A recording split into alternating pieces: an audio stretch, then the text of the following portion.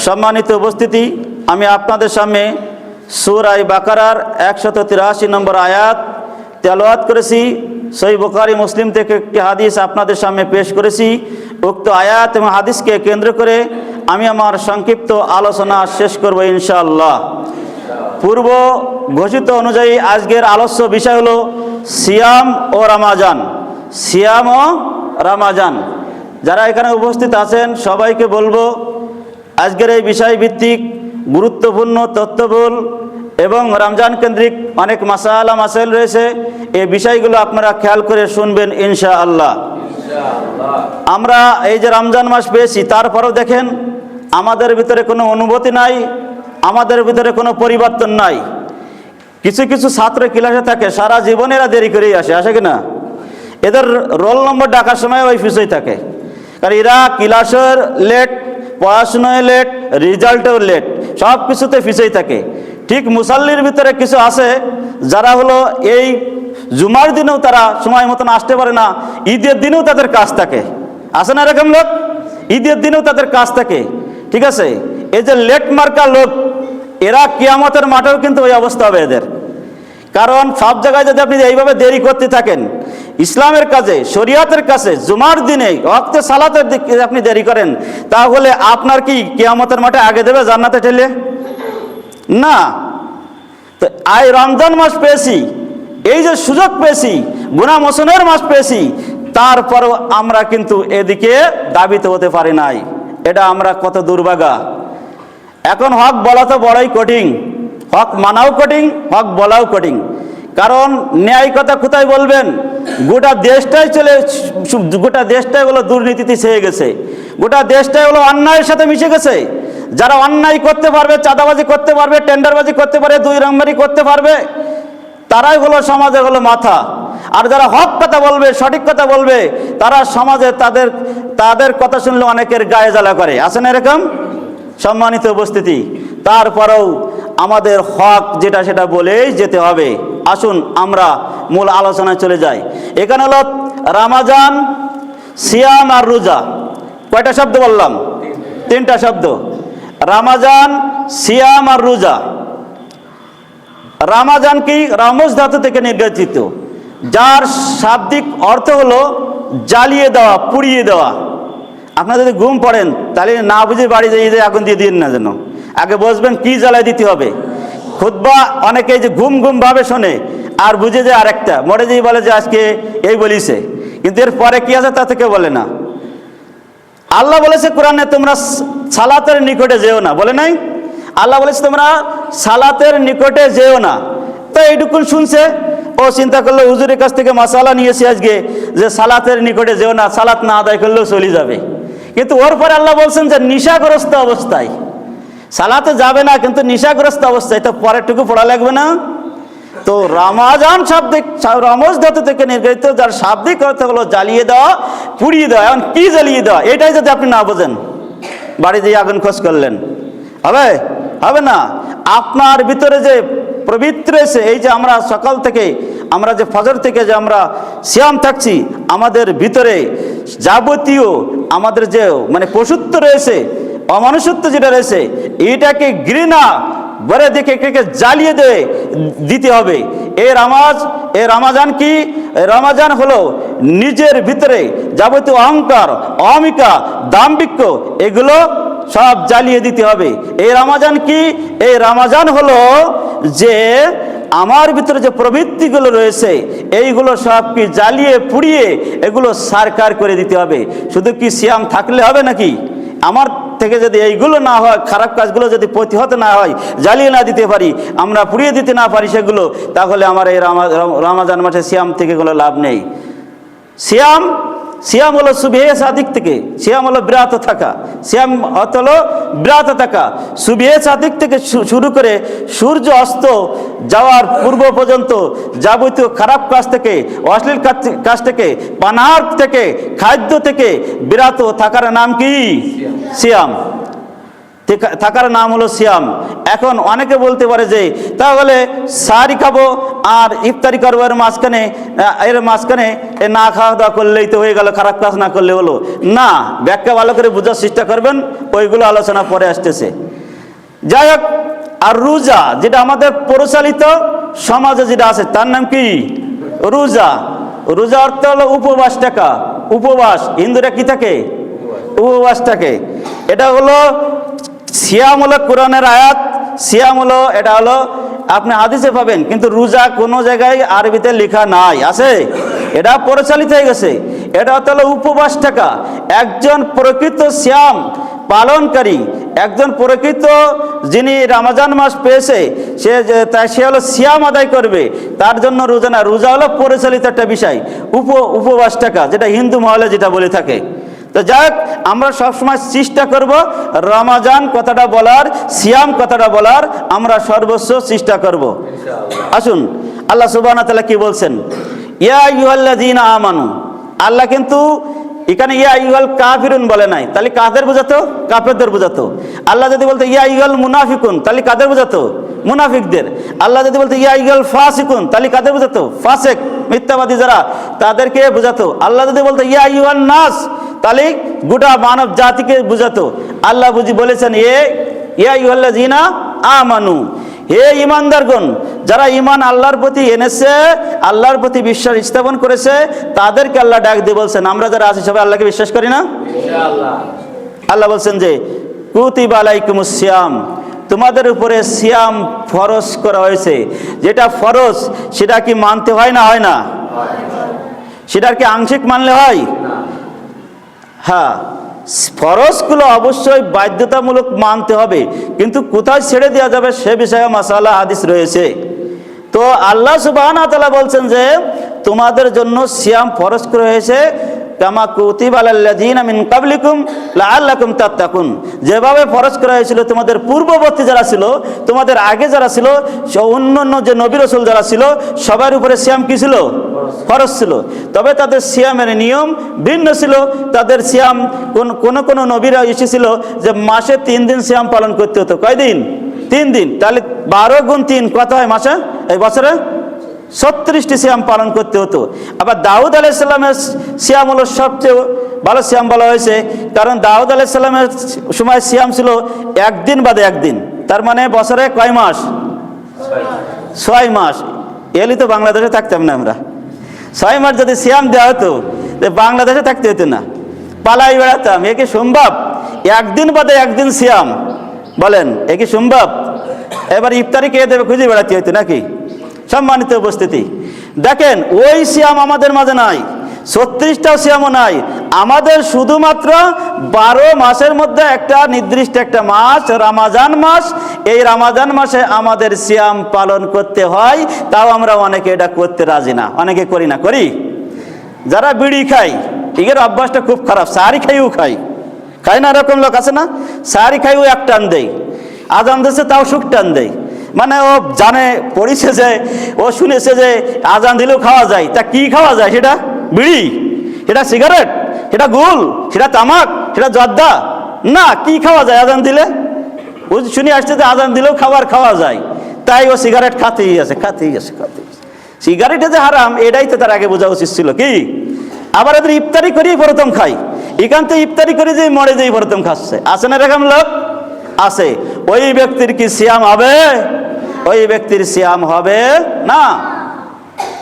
সম্মানিত উপস্থিতি, সিয়ামের গুরুত্ব যদি আমরা না বুঝি, তাহলে কি সিয়াম থেকে কোনো লাভ আছে? কোনো লাভ নাই। এটা কোনো লাভ নাই। মানুষ দেখানো সিয়াম, এটা থাকার কোনো প্রয়োজন নাই। আল্লাহ রাসূল বলছেন, আবু হুরায়রা রাদিয়াল্লাহু তাআলা আনহু থেকে বর্ণিত, তিনি বলেন রাসূল সাল্লাল্লাহু আলাইহি ওয়াসাল্লাম বলেছেন, মান সামা রমাজানা ঈমানান ওয়া ইহতিসাবান, যে ব্যক্তি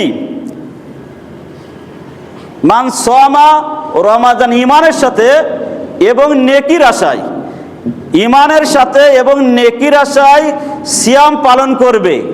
এখানে যদি ঈমান না থাকে, বিশ্বাস না থাকে আল্লাহর প্রতি, তাহলে ওই ব্যক্তি যদি সিয়াম থাকে, মানুষ দেখানো সিয়াম থাকে, তাহলে কি ওর কি সিয়াম হবে? হবে না। এখন মনে করছে যে আইতে বাড়ি আসছি, আমি সিয়াম যদি না পালন করি লোকে আমাকে খারাপ বলবে, ওই লোকের সিয়াম হবে? হবে না। এখানে বলা হয়েছে যে ঈমান থাকতে হবে, বিশ্বাস থাকতে হবে, এই বিশ্বাস এবং আশা থাকতে হবে যে এটা পালন করলে আমার সওয়াব হবে, সওয়াবের আশা। যেমন আমরা যখন কারোর খেতে কাজ করি তখন আমাদের একটা টার্গেট থাকে, এই কাজটা করলে আমি 500 টাকা মজুরি পাবো, আছে না?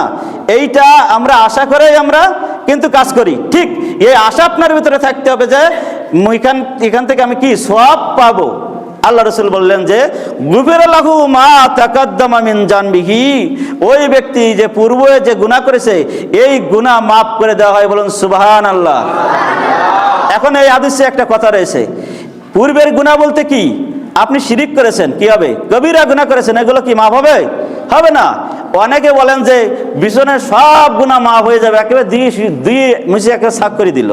না, হাদিসের ব্যাখ্যা বুঝতে হবে।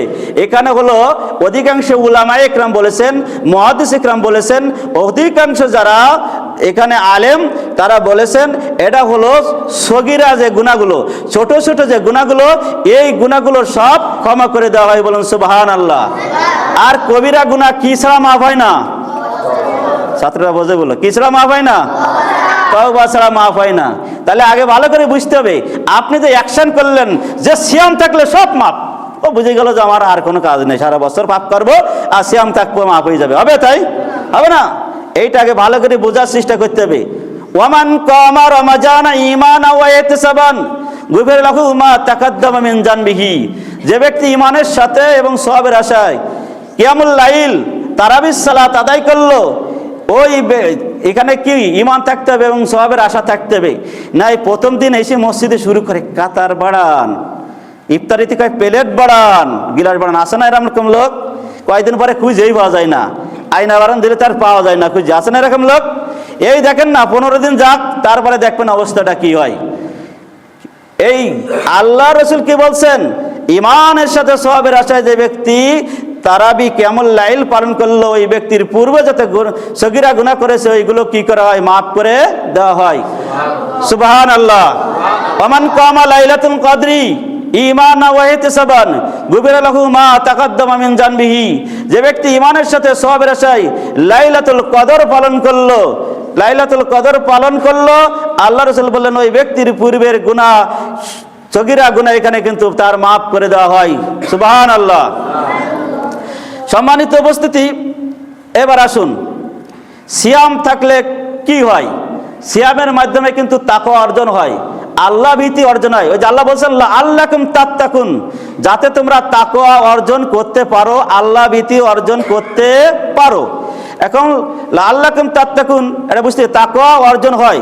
এবং আল্লাহ সুবহানাহু ওয়া তাআলা সূরা আল ইমরান 102 নম্বর আয়াতে বলছেন ইয়া আইয়ুহাল্লাযীনা আমানু, এখানেও কাদেরকে বলছেন? আল্লাহ ঈমানদারকে বলছেন, আমানুত্তাকুল্লাহা হাক্কা তুকাতিহি ওয়া লা তামুতুন্না ইল্লা ওয়া আনতুম মুসলিমুন, হে ঈমানদারগণ তোমরা আল্লাহকে ভয় করো যতটুকু ভয় করা উচিত, যতটুকু কি ভয় করা উচিত। আমাদের কি আল্লাহর ভয় আছে? মুখে মুখে আছে, বাস্তবতায় নাই, আছে? একটু বলি, আমরা সবাই জানি সিয়াম পালনকারী ইফতারি করালে কি হয় আর না হয়, জানি না? আমরা জানি। এ বিষয়টা পরে আসতেছি, আমি বলতেছি। যাক, যে কথা বলছিলাম যে আল্লাহ সুবহানাহু ওয়া তাআলা তিনি বলছেন যে তোমরা আল্লাহকে ভয় করো। কেমন ভয়? ভয় করার মতন ভয় করো, এবং তোমরা মুসলমান না হয়ে কি করো না? মৃত্যুবরণ করো না। একটা সিগন্যাল কিন্তু এটা, তাই না? এটা সিগন্যাল, কিন্তু এটা আমরা গ্রহণ করি না। এই রমজানের মাধ্যমে, এই সিয়ামের মাধ্যমে এই বান্দার মধ্যে কি সৃষ্টি হয়? তাকওয়া সৃষ্টি হয়, আল্লাহ ভীতি সৃষ্টি হয়।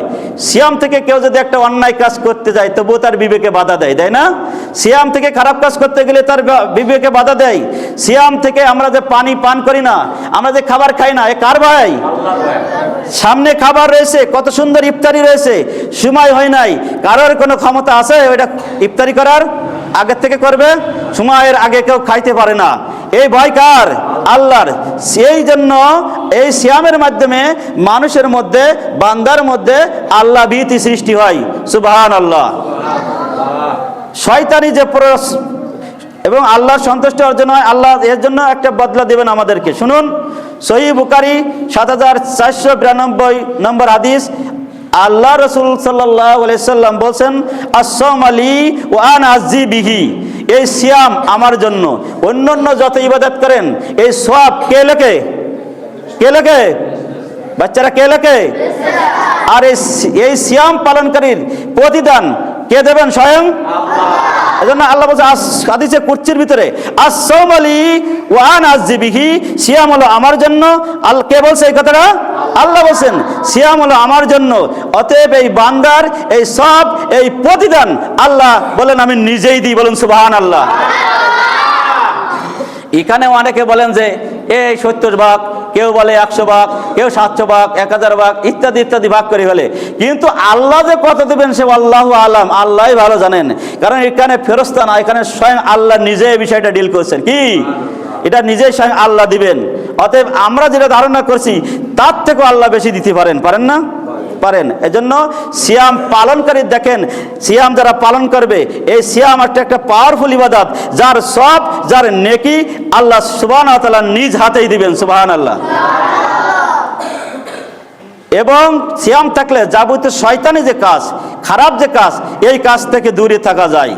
আর সিয়ামু জান্নাত, সহিহ বুখারী 1894 নম্বর হাদিস। সিয়াম হলো ডাল স্বরূপ। যেমন যুদ্ধের ময়দানে নিজেকে রক্ষা করতে ডাল লাগে না, অস্ত্র লাগে, লাঠি লাগে, ঠিক সিয়াম হচ্ছে ডাল স্বরূপ। সিয়ামের মাধ্যমে নিজেকে সংশোধন করা যায়, সিয়ামের মাধ্যমে খারাপ কাজ থেকে বিরত থাকা যায়, সিয়ামের মাধ্যমে অনেক অশ্লীলতা থেকে দূরে থাকা যায়। সিয়াম একটা ডাল স্বরূপ, একটা অস্ত্রের মতন কাজ করে কিনা বলেন? অবশ্যই করে। এরপর আসুন, সিয়ামের এখন কি নিয়াত করবেন? সিয়ামের জন্য কি আলাদা কোনো নিয়াত আছে? আছে নাকি? সহিহ বুখারী, সহিহ মুসলিম, মিশকাত 1 নম্বর হাদিস। আল্লাহ রাসূল বলেন, ইন্নামাল আমালু বিন্নিয়াত, প্রত্যেক আমল গ্রহণযোগ্য হবে তার নিয়াতের উপরে। নিয়াত শব্দটি নাওয়া থেকে নেওয়া হয়েছে, যার অর্থ হলো বিচি বা আটি। আপনি যদি বিচি লাগান হলো কাঁঠালের বা আটি লাগান কাঁঠালের, তাহলে কি আমের চারা হবে? যদি আমের আটি বা আমের বীজ লাগান তাহলে কি কাঁঠালের চারা হবে? ঠিক নিয়াতটা আপনি যাই করবেন আপনার তাই হবে। 101 বারও যদি আপনি নাওয়াইতুন নুসাল্লি পড়েন আর আপনার যদি আমলের ত্রুটি থাকে, আপনার নিয়াতের মনে মনে মনে ত্রুটি থাকে, ওই আমল কবুল হবে না। অর্থাৎ নিয়াত অর্থ হলো সংকল্প করা, ইরাদা করা। মনে মনে আপনি সংকল্প করেছেন, সিয়াম পালন করেছেন, এটাই হলো আপনার নিয়াত। এর জন্য আরবি থেকে আলাদাভাবে নিয়াত পড়তে হবে, এই মর্মে কোনো সহিহ হাদিস বিদ্যমান নাই। এরপরে আসুন সম্মানিত উপস্থিতি, এই সিয়ামকে আবার কয় ভাগে ভাগ করি আমরা? কয় ভাগে ভাগ করি? কিন্তু এই 3 ভাগে ভাগ করা কি আসলে সহিহ? এটা সহিহ না, এটা সহিহ হাদিস না। আমরা প্রথম 10 দিন কি বলি? রহমত। তারপরে 10 দিন কি? মাগফিরাত বলি। তারপরে কি বলি? নাজাত বলি। এখন আমার প্রশ্ন হলো, যদি কেউ প্রথম 10 দিন সিয়াম পালন করার পরে সে যদি মৃত্যুবরণ করে, তাহলে ওই নাজাত পাবে না সে? নাজাত তো শেষে, নাজাত পাবে না সে? পাবে কি না? পাবে। এইবার মনে করেন রহমত প্রথম 10 দিন হয়ে গেল, তারপরে পরে 10 দিন কি বলা হয়েছে? মাগফিরাত। তারপরে 10 দিন বলা হয়েছে কি? নাজাত। এখন এক শ্রেণীর লোক চিন্তা করলো যে আমি শেষের 10টায় থাকবো, কারণ নাজাতের 10টা কই? শেষে না? নাজাতের 10টা হলো শেষে। তাহলে পিছনে যদি না থাকলো, তাহলে কি ওর ভিতরে রহমত আসবে? ওর উপরে রহমত আসবে? আসবে না। ও যদি মনে করে যে আমি শেষে থেকে নাজাত পাবো, তা কি হবে কোনোদিন? এই হলো মানব রচিত আইন। আজকে আমাদের ব্রেন ওয়াশ করে, এই মগজের ভিতরে ধুলাই করে এই এক শ্রেণীর আলেম ওলামা ঢুকাই দিয়েছে। এই জন্য সর্বপ্রথম জাহান্নামে যাবে কারা? কারা যাবে? তোমাকে কে বলেছে এই মাসালা দিতে? তুমি না জানো, বাড়ি বাড়ি থেকে ঘুম পাও, কিন্তু তুমি না জেনে কেন এই মাসালা মানুষকে বিভ্রান্ত করলে? কেন এই খুতবা দিলে? কেন এই বক্তব্য দিলে? কেন এই নসিহা করলে? আর নসিহা করে মানুষের চোখের পানি যত কি সবাই আসছে না, মহিলারা বিশেষ করে, এরা তো বোঝে না, না বুঝে কান্দন শুরু করে দেয়। যখন বলে প্রথম 10 দিন রহমত, তারপরে 10 দিন মাগফিরাত, তারপরে 10 দিন কি নাজাত। ওগো মা বোনেরা, আমি তো বলতে পারবো না, এইভাবে টান দিয়ে সেরে দেয়। ওরা কানতে পাগল হয়ে যায়। ঠিক আছে, কিন্তু না বুঝে যে কানবেন, তাহলে কি কাজ হবে না। আসুন এরপরে আমি হাদিস চলে আসি। রহমত আর মাগফিরাত আর নাজাত আসলে হাদিসে কি বলছেন শুনুন। সহিহ বুখারী 1899 নম্বর হাদিস। আমি কিন্তু একটা জাল হাদিস বলিনি, এখানে বলেছি? বলি নাই, বলবো না ইনশাআল্লাহ। সহিহ বুখারী 1899 নম্বর হাদিস, সহিহ বুখারী 1898 নম্বর হাদিস, সহিহ মুসলিম 2548 নম্বর হাদিস। আকাল রাসূল সাল্লাল্লাহু আলাইহি ওয়াসাল্লাম বলছেন, ইজা দাকালা শাহরুর রমাজান, ইজা দাকালা শাহরুর রমাজান ফুতিয়াত আবওয়াবুস সামাই ওয়া গুল্লিকাত জাহান্নাম ওয়া সুলসিলাতিশ শায়াতিন। আল্লাহ রাসূল বলছেন, যখন তোমাদের মাঝে রমজান মাস আসে তখন আসমানের দরজা খুলে দেওয়া হয়। বলুন সুবহানাল্লাহ। ওয়া গুল্লিকাত জাহান্নাম, আর জাহান্নামের দরজা বন্ধ করে দেওয়া হয়। সুলসিলাতিশ শায়াতিন, শয়তানকে শৃঙ্খলাবদ্ধ করা হয়। এখন বলতে পারেন যে তার শয়তান যদি শৃঙ্খলাবদ্ধ হবে, তাহলে রমজান মাসে ইফতারি নিয়ে মারামারি হয় কেন? মসজিদে গন্ডগোল হয় কেন? বিভিন্ন জায়গায় হয় না? বিশৃঙ্খলা হয়। মানব রচিত যে শয়তান আছে এটা পরে বলবো, আছে না নাকি? আছে। ওই যে রোজার আগে যে সিয়ামের আগে যে ধাক্কা দিয়ে দিয়েছে, ওই ধাক্কাটা এখন আমাদের আছে না? ওটা পরে আসতেছে বিষয়। অফির রেওয়াতি, অপর বর্ণনা রয়েছে, ইজা দাখালা শাহরুর রমাজান ফুতিয়াত আবওয়াবুল জান্নাহ ওয়া গুল্লিকাত জাহান্নাম ওয়া সুলসিলাতিশ শায়াতিন। যখন তোমাদের মাঝে রমজান মাস আসে তখন জান্নাতের দরজা খুলে দেওয়া হয়। বলুন সুবহানাল্লাহ। জাহান্নামের দরজা বন্ধ করা হয়, শয়তানকে শৃঙ্খলা বন্ধ করা হয়। অফির রাতি ইজা দাখালা শাহরুর রমাজান ফুতিয়াত আবওয়াবুর রহমাত ওয়া গুল্লিকাত জাহান্নাম ওয়া সুলসিলাতিশ শায়াতিন। যখন তোমাদের মাঝে রমজান মাস আসে তখন রহমতের দরজা খুলে দেওয়া হয়। বলুন সুবহানাল্লাহ। তাহলে আপনি কেন বললেন প্রথম 10 দিন রহমত? আপনি কেন বললেন পরের 10 মাগফিরাত? তারপরে কেন বললেন আপনি পরের 10 দিন নাজাত? আল্লাহ রাসূল বলছেন যে জান্নাতের দরজা খুলে দেওয়া হয়, আল্লাহ রাসূল বলছেন আসমানের দরজা খুলে দেওয়া হয়, আল্লাহ রাসূল বলছেন রহমতের দরজা খুলে দেওয়া হয়। আপনাকে কে এই পাওয়ার দিয়েছে? কে এই ক্ষমতা দিয়েছে? আপনাকে বলেছে কেউ যে আপনি খুতবায় বলেন 3 ভাগ করে দিতে? আপনাকে বলেছে ক্যালেন্ডার লিখে ক্যালেন্ডারে 3 ভাগ করতে? আপনি ভাগ করার কে? একে আপনার বাবার পৈতৃক সম্পত্তি যে 3 ভাইয়ের ভিতরে ভাগ করে দিতে হবে? এটা কি বাবার পৈতৃক সম্পত্তি? এই মর্মে কোনো হাদিস আসমান এবং জমিনের ভিতরে আমার ছোট জ্ঞানে মনে হয় এই সহিহ হাদিস তো নাই। এটা কেন আমরা বলে মানুষকে বিভ্রান্ত করছে? এটা কেন বলছি? পুরো মাসটাই রহমতের, পুরো মাসটাই মাগফিরাতের, পুরো মাসটাই নাজাতের, পুরো মাসটাই হলো আল্লাহ জান্নাতের দরজা খুলে দেয়। বলুন সুবহানাল্লাহ। এরপরে আসুন সম্মানিত উপস্থিতি, ইবাদত কবুলের শর্ত রয়েছে। কিন্তু আপনি যে সিয়াম পালন করছেন, এই সিয়াম কবুল হবে কি না হবে এর শর্ত আছে না? এর শর্ত রয়েছে। ইবাদত কবুলের প্রধান 4টি শর্ত। এক হলো ঈমান বা বিশ্বাস থাকা। কি? এটা কিন্তু একটা ক্লাসের মতন মনে রাখতে হবে, ঈমান বা বিশ্বাস থাকা। যদি কারোর ঈমান না থাকে, বিশ্বাস না থাকে, সে যদি আমল করে হবে? নাম্বার 2, আমল করা। ঈমান বিশ্বাস রয়েছে, তাও সে জান্নাতে যেতে পারবে না। জান্নাতে যেতে হলে তাকে 4টি স্তর অতিক্রম করতে হবে। কয়টি? গুরুত্বপূর্ণ বললাম এই 4টি। এক হলো ঈমান বা বিশ্বাস থাকা, 2 হলো আমল করা। 2 কি? একজন বিশ্বাস করেছে, আমল করেছে, তাও সে জান্নাতে যেতে পারবে না। নাম্বার 3, আমলটা হলো সহিহ হওয়া। আমলটা কি? এই 3টা আগে খেয়াল করেন। 1 নম্বর কি বলেছি? ঈমান বা 2 নম্বর কি? আমল। আর 3 নম্বর আমলটা কি হতে হবে? এখন একজন মানুষ বিশ্বাস করলো, আমল করলো, আমলটা সহিহ হলো, এরপরেও কি সে জান্নাতে যেতে পারবে কিনা? 4 নম্বর হলো নিয়াতটা সহিহ হওয়া। আপনি আমল সহি করছেন কিন্তু মানুষ দেখানো, আপনি আমল ঠিক করছেন কিন্তু মানুষ দেখানো, তাহলে আপনি জান্নাতে যেতে পারবেন না। 1 ঈমান বা বিশ্বাস, 2 আমল, 3 আমলটি সহি, 4 নম্বর হলো নিয়াত সহি থাকা। তাহলে ওই ব্যক্তি কি করবে? জান্নাতে যেতে পারবে। ওই ব্যক্তি কি করবে? জান্নাতে যেতে পারবে। একটা জিনিস মনে রাখতে হবে, আমরা যারা সিয়াম পালন করছি, 3টি বস্তু কিন্তু ধ্বংস করে দেয়। সেটা হলো পরিবার ধ্বংস করে দেয়, সমাজ ধ্বংস করে দেয়, রাষ্ট্রীয় ধ্বংস করে দেয়, নিজেকেও ধ্বংস করে দেয়। 3টি বস্তু। নাম্বার 1, যারা সিয়াম পালন করছেন খেয়াল করুন, 1 নম্বর হলো হিংসা। 1 নম্বর কি? হিংসা। হিংসা আমি করছি, আরেকজনের ভালো দেখে আমার সহ্য হচ্ছে না। আমি দেখছি যে আমাকে বাদ দিয়ে বা আমাকে ছাড়াই ওরা অনেক কিছু করছে, কিভাবে করছে, আমি এই কাজে বাধা হয়ে যাব। এটা কি আমার হিংসা কেন বলেন? এটা আমার হিংসা কেন বলেন? এই হিংসা যদি থাকে তাহলে ওই ব্যক্তির সিয়াম কি হবে? হবে না। নাম্বার 2, অতিরিক্ত লোভ। প্রত্যেক মানুষের ভিতরে লোভ আছে। অর্থনীতিতে একটা কথা বলে, আশা এবং আকাঙ্ক্ষার কোনো শেষ নাই। সেই লোভটা যখন ক্রস করে যায় লিমিট, যেমন আমরা এই যে কিছুদিন আগে নির্বাচন দেখতে পেয়েছি না, 12 তারিখে, এমনও লোক আছে যাকে হুইল চেয়ারে নিয়ে বেড়াতে হয়, সে সংসদ নির্বাচন করছে। ওর কি এই বয়সে সে সংসদ সদস্য হওয়ার দরকার ছিল? ছিল বলেন? হক কথা বলার চেষ্টা করবেন। তাই যে যাই বলে তাই বলুক, যে বয়সটা সব বয়সে ইবাদতে থাকার কথা, এই বয়সে তার ক্ষমতায় যাওয়ার কি দরকার? এই বয়সে তাকে নির্বাচন করার কি দরকার? হুইল চেয়ারে আরেকজন নিয়ে যেতে হচ্ছে, কি জন্য আপনাকে যেতে হবে? কি জন্য আপনাকে নির্বাচন করতে হবে? এটা কি ফরজ ছিল নাকি? এটা কি ফরজ ছিল? ফরজ নাই। অথচ সেই জায়গায় আমরা এত লোভী।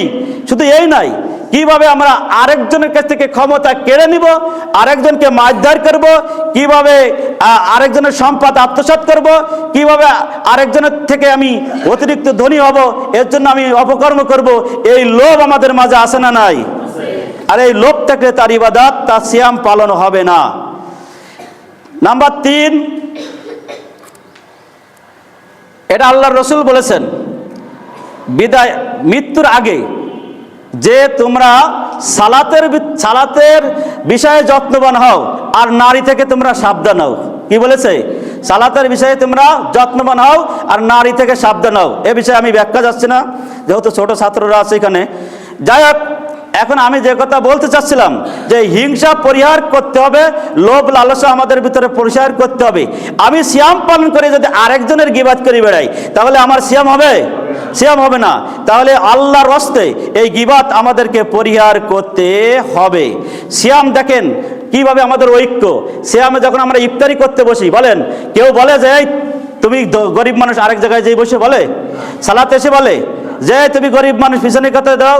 একমাত্র মসজিদে, এই সালাতে, এই ইফতারিতে একমাত্র মুসলমানদের যে ঐক্যের একটা জায়গা, এইরকম জায়গা কি সংসদে আছে? চেয়ারম্যান ইউনিয়ন পরিষদে আছে? ওখানে চেয়ারম্যানের চেয়ারে বসবে? কোনো অফিসে আছে? দেখেন, তাহলে কোনো বিধাভেদ নাই, একমাত্র সেই ধর্মের নাম কি? ইসলাম। সেই ধর্মের নাম হলো ইসলাম। এটা আমাদেরকে জানতে হবে। যাই হোক, অনেক আলোচনা আমি শেষ করতে পারবো না, সংক্ষিপ্তভাবে আমি বলতেছি যে এখন সিয়াম ফরজ হওয়ার কিছু শর্ত রয়েছে। এক হলো মুসলিম হওয়া। যদি অমুসলিম হয় তার উপরে কি সিয়াম ফরজ? সিয়াম ফরজ না। প্রাপ্ত বয়স্ক, যারা প্রাপ্ত বয়স সাবালক, তাদের উপরে সিয়াম ফরজ।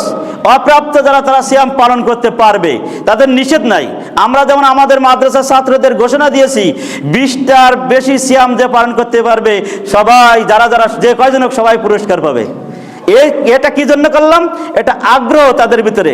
রাসূল সাল্লাল্লাহু আলাইহি ওয়াসাল্লামের জামানায় ছোট ছোট বাচ্চারা সিয়াম থাকতো, তাদেরকে খেলাধুলা করতো, বিভিন্নভাবে খেলা করতে করতে তাদের সময় নষ্ট হতো। এদের তাদের ট্রেনিং, এটা হলো প্রশিক্ষণ। ঠিক আমাদের বাচ্চাদেরকে, আমাদের সন্তানদেরকে প্রশিক্ষণ আমরা এইভাবেই দিচ্ছি যে তোমরা সিয়াম পালন করো, একলন নেকিত হবেই।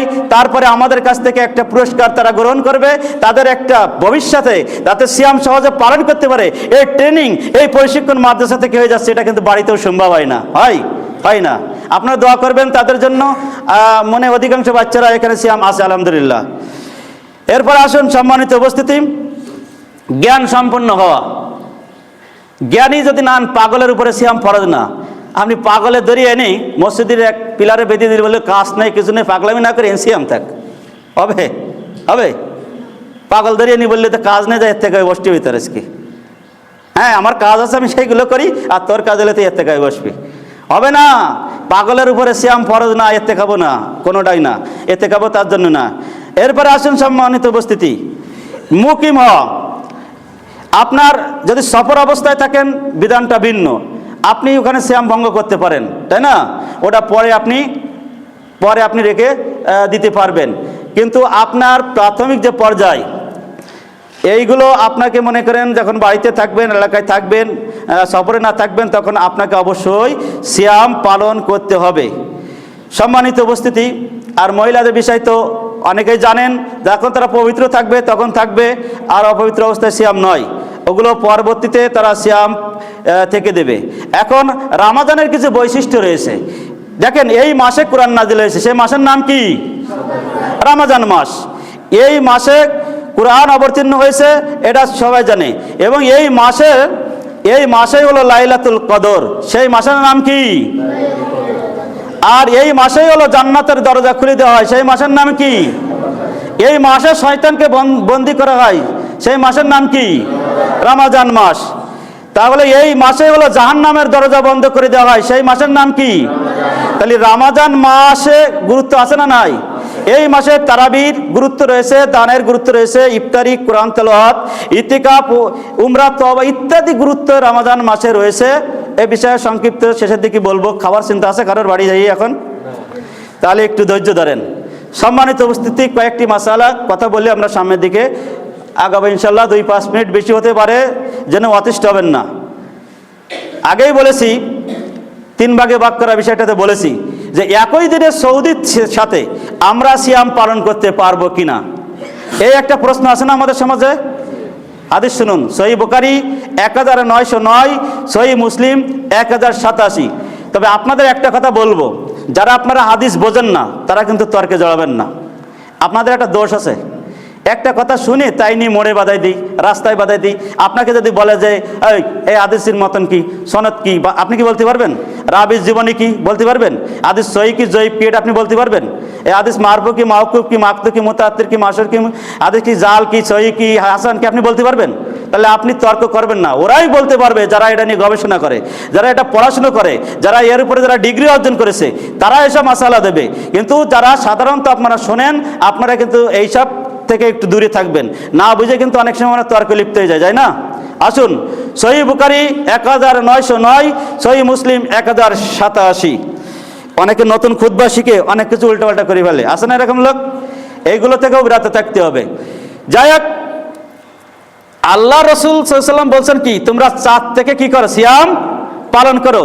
আর চাঁদ দেখে তোমরা কি সিয়াম ছেড়ে দাও। তাহলে আমাদের দেশে আমরা যখন চাঁদ দেখব, তখন আমাদের জন্য কি সিয়াম থাকা কি ফরজ? আর আমরা যদি না দেখি তাহলে কি এটা কি আমরা পারবো? থাকতে পারবো না। এজন্য এখানে হলো চাঁদের উপরে নির্ভর। সৌদির সাথে এখানে আমাদের না। তাদের একদিন আগে চাঁদ তারা দেখেছে, তারা সিয়াম পালন করবে। আমরা পরের দিন দেখেছি, আমরা পরের দিন করব।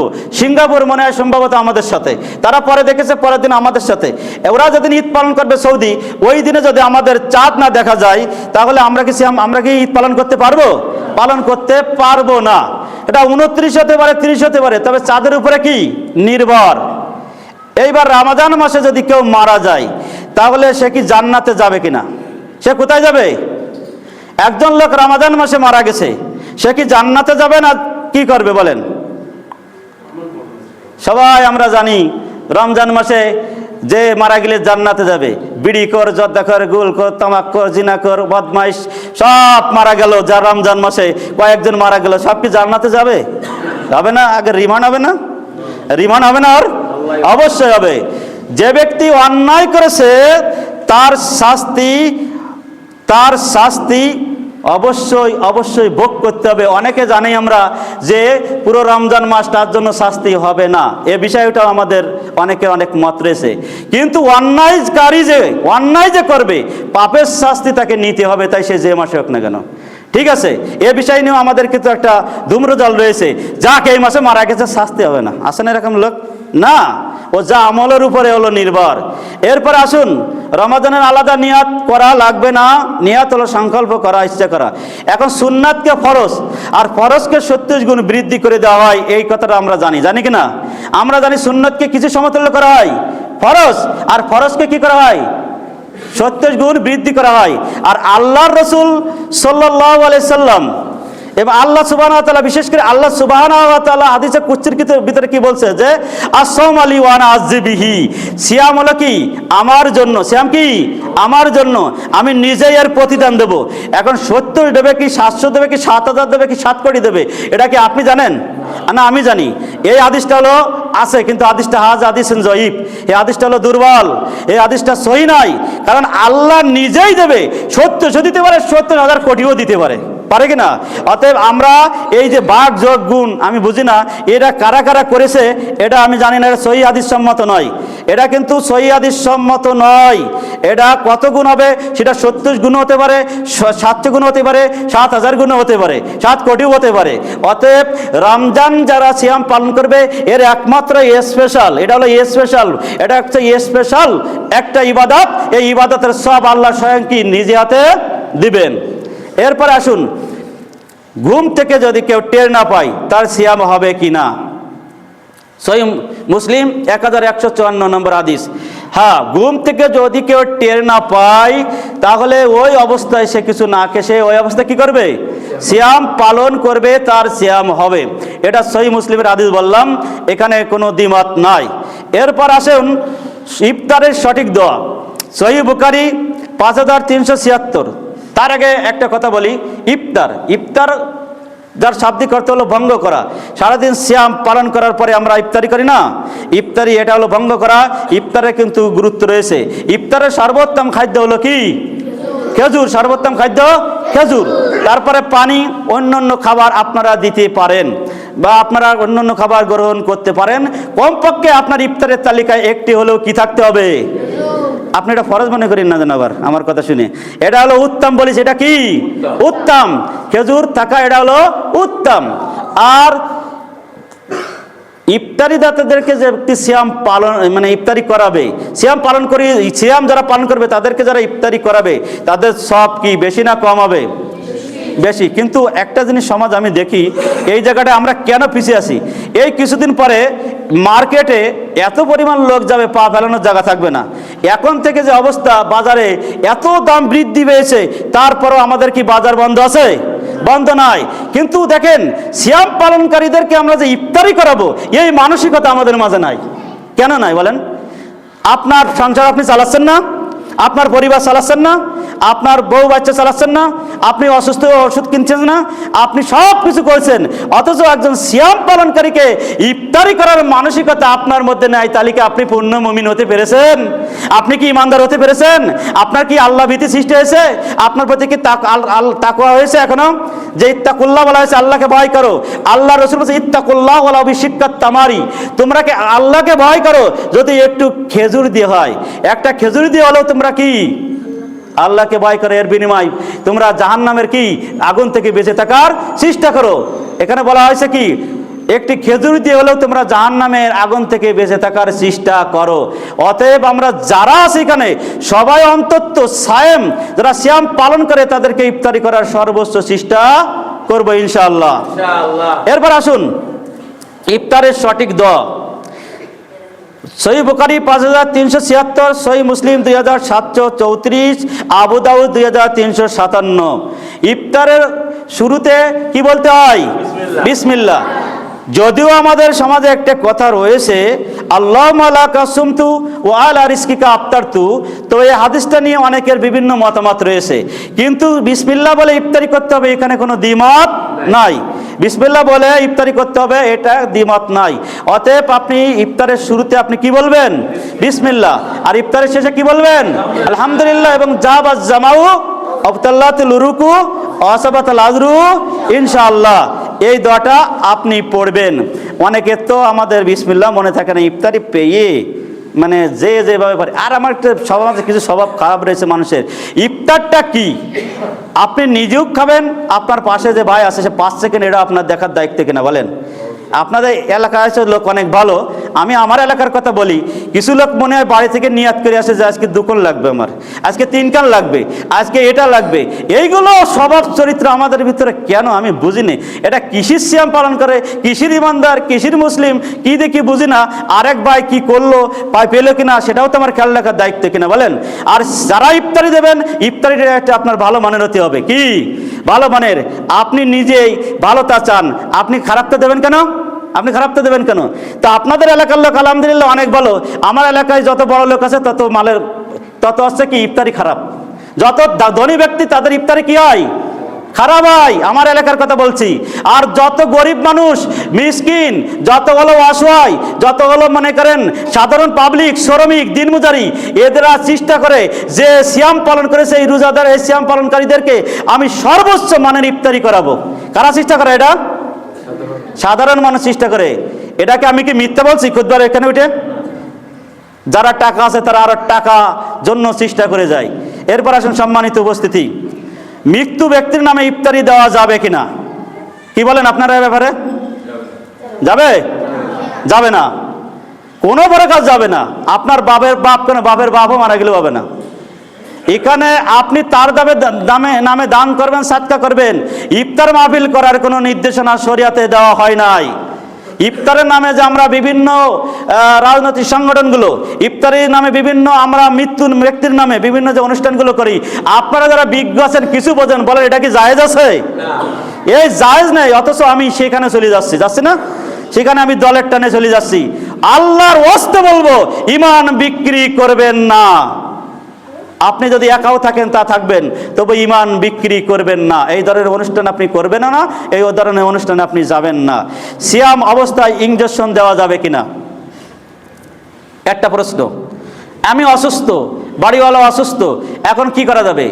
যেসব ইনজেকশনে ক্ষুধা নিবারণ করে, মানে খিদে থাকে না, এই ইনজেকশন দেওয়া যাবে না। কিন্তু অসুস্থতার কারণে যেসব ইনজেকশন পুশ করতে হয় এগুলো দেওয়া যাবে। ক্ষুধা নিবারণ করে, মানে খিদে থাকে না, দিলে ওই ইনজেকশন দেওয়া যাবে না। ওই যদি হতো তাহলে তো সবাই থাকতো, ওটা করা যাবে না।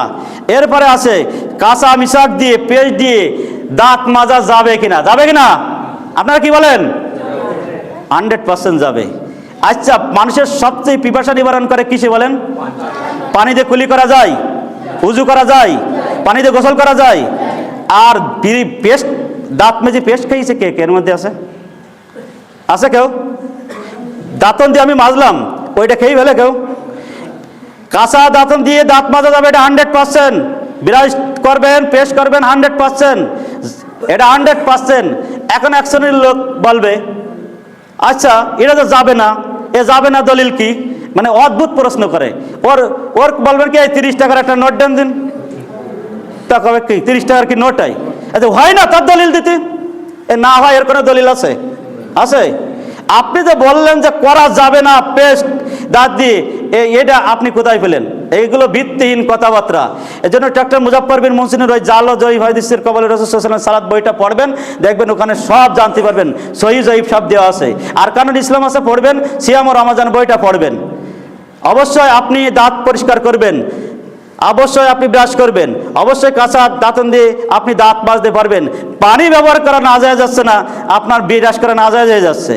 সম্মানিত উপস্থিতি, এরপরে আসুন, সালাত বিহীন সিয়াম কবুল হবে কি না? আপনি না খেয়ে থাকলে কি এর নাম সিয়াম হলো? সালাত সিয়াম কি আপনার জন্য ফরজ না? সিয়াম কি? আর সালাত কি? সালাত ফরজ। তা সালাত ছেড়ে দিয়ে না খেয়ে থাকলেন, তাহলে সিয়াম হবে? অতএব সিয়াম পালনকারী অবশ্যই সালাত আদায় করতে হবে। ঠিক আছে, অবশ্যই সালাত আদায় করতে হবে। সংক্ষেপে বলছি, মৃত্যু ব্যক্তির নামে কোরআন খতম দেওয়া যাবে কি? হেফজখানা থেকে হাফেজদের ডেকে নিয়ে, বাচ্চাদের ডেকে নিয়ে বাড়িতে নিয়ে যে রমজান মাসে কোরআন খতম দিয়ে ভালো মন্দ খাওয়াই, এরকম আছে না নাই? আপনারা যারা বিজ্ঞ লোক বলেন, এটা কি জায়েজ আছে? এটা জায়েজ নাই। এটা সওয়াবের আশায় করলেও এটা সওয়াব হবে না, বরং এটা গুনাহ হবে, বিদআত হবে। ইফতারের পূর্বে দোয়া কবুল হয়, আমরা বলি যে ইফতারের পূর্বেই শুধু দোয়া কবুল হয়। আসলে এই মর্মে হাদিসটা এরকম না।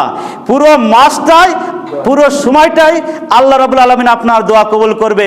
ইফতারের সময় এই বিষয়টা আমরাও এতদিন বলে আসছি, কিন্তু গবেষণায় করে দেখা গেছে বিষয়টা ওই রকম নাই।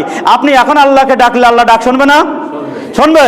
বিকালে ডাকলে শুনবে না, রাতে ডাকলে শুনবে না, ইফতারের আগে ডাকলে শুনবে না। অতএব শুধুমাত্র যে ইফতারের আগে ডাকলে শুনবে, অন্য সময় ডাক শোনা লাগবে না? ওই সময় আমি আল্লাহর বান্দা থাকি, এখন কি আল্লাহর বান্দা না? অতএব এগুলো বোঝারও দরকার আছে। এবার সফর অবস্থায় সিয়ামের বিধান। সফর অবস্থায় আপনি যদি থাকেন, দূর দূরান্তে থাকেন, তাহলে আপনি সিয়াম ভঙ্গ করতে পারেন, ইচ্ছা করলে থাকতে পারেন, তবে ভঙ্গ করার ইখতিয়ার রয়েছে। পরবর্তীতে আপনি ওই সিয়ামগুলো পালন করে দিবেন। এবার আসুন তারাবির সালাত। তারাবির অর্থ কিন্তু তাড়াতাড়ি না, আমরা অনেকে মনে খতম তারাবি পড়ি, আছে না এরকম? দাঁড়িয়ে একটা ব্যক্তি পিছনে থেকে খতম হয়ে যাচ্ছে, অত রুকু সিজদায় দোয়া পড়তে পারছে না, আছে না এরকম? আল্লাহর রসুল বা আল্লাহ সুবহানাহু ওয়া তাআলা কি কখনো কোনোদিন বলেছে যে একদমে পড়ে যাওয়ার কথা? বলেছে? হাফেজ সাহেবরা অনেকে আছে যে একদমে পড়ে দিয়ে খতম দিয়ে পিছন থেকে এদিকে দাঁড়াতে পারে না, কষ্ট হয়, রুকুতে দেওয়া পড়তে পারছে না, সিজদায় দেওয়া পড়তে পারছে না। আপনাকে কি বলেছে যে খতম ফরজ আপনার উপরে? খতম কি ফরজ না? আপনাকে মুসাল্লি যদি দুর্বল থাকে, মুসাল্লি যদি অসুস্থ থাকে, মুসাল্লি যদি প্রসাব পায়খানার সমস্যা থাকে, আপনি পড়েই যাচ্ছেন, এটা কি হবে শরীয়তে? হবে না। অতএব মধ্যম পন্থা অবলম্বন করে আপনাকে চলতে হবে। ইসলামের সবসময় মধ্যম পন্থা ভালো। আপনি যখন মাছ খান উপরে কি ফেলাই দেন? আষ্টি ফেলাই দেন, ভিতরে মাছ খান শেষে কি ফেলাই দেন? আপনি যখন গরুর গোশ খান উপরে কি ফেলেন দেন? গরু জবাই করে চামড়া, তারপরে কি খান? গোশ খান, তারপরে কি ফেলাই দেন? হাড় ফেলাই দেন। আপনি যখন আম খান তখন কি ফেলাই দেন? তারপরে কি খান? তারপরে কি করেন? এখন আপনারা আবার চিন্তা করছেন তাহলে নারকেলের সময় কি করা যাবে? নারকেলের উপরে কি, তার মাঝখানে কি? মালা, তা শেষে কি? তাহলে কেন মালা খাবেন? এই জায়গায় আপনাকে শক্ত হতে হবে। আপনার বাড়ি থেকে ডাকাতি হচ্ছে, আপনার বাড়ি থেকে চুরি হচ্ছে, আপনার স্ত্রী আরেকজন নিয়ে ভাগাই নিয়ে যাচ্ছে, এই সময় নারকেলের মতো নেওয়া লাগবে আপনার।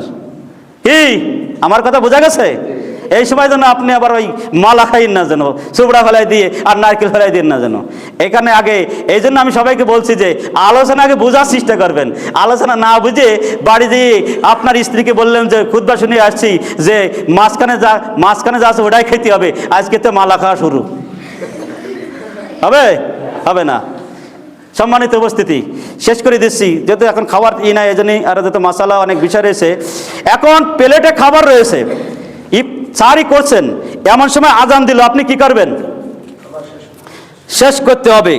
কিন্তু আবার এই হাদিস শুনে যেন চিন্তা করেন না যে 5 মিনিট আগে কাতলা মাছের মাথা নিয়ে নিলাম, ও তো খাতে সময় লাগবে অন্তত 20-25-30 মিনিট, আধা ঘন্টা। আপনার হবে না।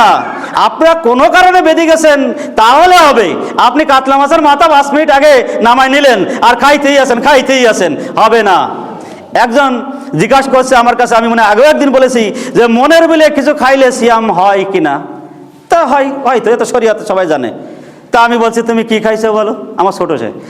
তা বলছে আমি 3 কান, আমার আম্মু পাকান ভিটি বানাইছে, 3 কান খাইছি, 1 গ্লাস পানি খাইছি। তা বলেন এটা কি কোনো মনের বলে? 3 কান পাকান ভিটি খাইছে, 1 গ্লাস পানি খাইছে, এইরকম যেন না ঘটে কারোর। সামান্য কিছু খাইলেই তো মনে পড়ে যায় যে আমি সিয়াম আছি। আল্লাহ সুবহানাহু ওয়া তাআলা আমাদের সঠিকটা বুঝার, আল্লাহ রাব্বুল আলামিন যেন আমরা যেন সঠিকটা বুঝতে পারি সে তৌফিক দান করেন, আল্লাহুম্মা আমিন। অবশেষে আপনাদেরকে বলবো, রমজান মাস পেয়েছেন, এই মাসে দান সদকা করবেন, এই মাসের নেকি, এই মাসের সব আল্লাহ নিজেই হাতে দেবেন। অতএব এই মাস যে আগামীতে পাবো এরকম কোনো গ্যারান্টি নাই। এই মাদ্রাসার জন্য, এই মসজিদের জন্য আপনার দান আপনি একটু বেশি বেশি করে দেওয়ার চেষ্টা করবেন। এই ছাত্ররা এখানে ইফতারির ব্যবস্থা রয়েছে, সেখানেও আপনারা সাধ্য অনুযায়ী শরীক হবেন। আপনারা এমন বলা হয়নি যে আপনি পুরো দায়িত্ব নেবেন। আপনি 200 বললে সেটা 100 বললেও দেবেন, 5,000 দিলেও পারবেন, 500 দিতেও পারেন, এটা আপনার ব্যাপার, আপনার সামর্থ্যের উপর। এখানে কোনো চাপাচাপি নাই। আপনারা যা ইচ্ছা তাই শরীক হবেন এবং এই মসজিদের, এই মাদ্রাসার, এই ছাত্রদের, এই প্রতিষ্ঠানের সব কিছু ব্যাপারে আপনারা সজাগ থাকবেন। পাশে যারা গরিব আছে, মিসকিন আছে, এতিম আছে, অসহায় আছে, তাদের ব্যাপারেও আপনারা খেয়াল রাখবেন। আপনাদের যে জাকাত রয়েছে, জাকাতের যে অংশ রয়েছে, সেটাও জাকাত কিন্তু মসজিদের জন্য নয়। এটা জানেন কোন কোন খাত রয়েছে, এটা আপনারা জানেন, সেসব খাত আপনারা দেবেন। এতিম খাত আমাদের এখানে রয়েছে, এখানে আপনারা জানেন, এখানে দিন শিক্ষা দেওয়া প্রতিষ্ঠান রয়েছে, এটা আপনারা জানেন। এ বিষয়ে আগামী জুমায় আরও যারা আছে তারা কথা বলবে। আল্লাহ সুবহানাহু ওয়া তাআলা আমাদের সবাইকে রমজানুল মুবারকের সিয়াম পালন করার তৌফিক দান করুন, আল্লাহুম্মা আমিন। এবং আল্লাহর কাছে কামনা করি যেন আমরা যে ভুলগুলো করেছি, যে অন্যায়গুলো করেছি, বুঝে এবং না বুঝে, আল্লাহ যেন সেগুলো ক্ষমা করে দেন, আল্লাহুম্মা আমিন।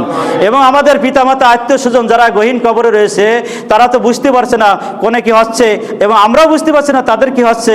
আল্লাহ রাব্বুল আলামিন যেন যারা এই গহীন কবরে আছে, মারা গেছে, এই রমজান মাসে আমরা যারা আছি, সিয়াম পালন করছি, আল্লাহর কাছে ফরিয়াদ করি, আল্লাহ আমাদের আত্মীয় স্বজন, বন্ধু বান্ধব, নিকটতম যারা আছে, যারা গহীন কবরে রয়েছে, যারা মুসলিম দিনী ভাই ও বোনেরা, আল্লাহ তুমি তাদের সবাইকে ক্ষমা করে দিও, আল্লাহুম্মা আমিন।